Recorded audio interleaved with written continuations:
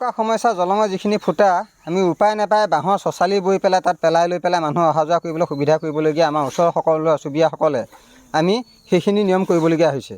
চৰকাৰৰ পৰা ইমানে কষ্ট পাবলগীয়া হৈছে আমাৰ যিকোনো ক্ষেত্ৰত আমি নিজৰ চঞ্চল মতেৰে আমি যাব নোৱাৰোঁ। বাট বতলি বেয়া, কেনিও বেমাৰী এজন আহিবলৈ গ'লে 108 এখন আহিব নোৱাৰে। চাইকেলত নি পেলাই বহুত দূৰ 1-1.5 কিলোমিটাৰ কঢ়িয়াই পেলাই মেইন ৰাস্তাত উঠাব লাগে। তেনে অৱস্থাত আমি চলি থাকিবলগীয়া হৈছে। এক নম্বৰ হৈছে কি আমাৰ এই দলংখন আগফালে এটা কালভাৰ। আমাক এনেকুৱা হৈছে আমাৰ দেহটোৱে আমাৰ কালভাৰ হৈছে।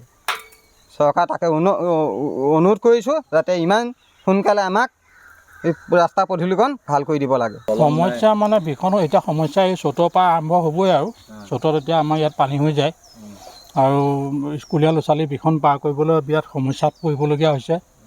বহুত ৰিক্সৰ কথা, মানে ডাঙৰ লাগিবই লগত, অকলে ল'ৰা ছোৱালী এৰিব নোৱাৰে আৰু ল'ৰা ছোৱালী এইকণতেই সংখ্যা বেছি স্কুলীয়া ল'ৰা ছোৱালী। এতিয়া কেনেদৰে অহা যোৱা কৰিছে? এতিয়া যেনে তেনে ডাঙৰে পাৰ কৰি দিয়ে ধৰি পেলাই। গাড়ী মটৰ অহা যোৱা কৰিব নোৱাৰে। এইকণলৈকে আহে আৰু দলঙৰ মূৰলৈকে। অকল এইটোৱে বেয়া নহয়, ইফালে কালভাৰ এটা আছে, কালভাৰটোও বেয়া। মাটি দিলে মাটিত নৰয়, গুচি যায়। আৰু প্ৰথম যেতিয়া আৰম্ভ কৰে তেতিয়া মই কৈছিলোঁ হাতীখুজীয়া কালভাৰ দিব নালাগে, এইটো মাটি খহি যাব। তাৰপিছত ইঞ্জিনিয়াৰজনে ক'লে নহয় এইটো নতুন প্ৰযুক্তিত আহিছে, এইটো এনেকৈ বনাম আৰু একো চিন্তা কৰিব নালাগে, হ'ব। কিন্তু আমি কোৱাটোৱে হ'ল মাটি এতিয়া দিলে ফচি গুচি যায় তললৈ। কিমান দিনৰ পৰা কৰি আছে?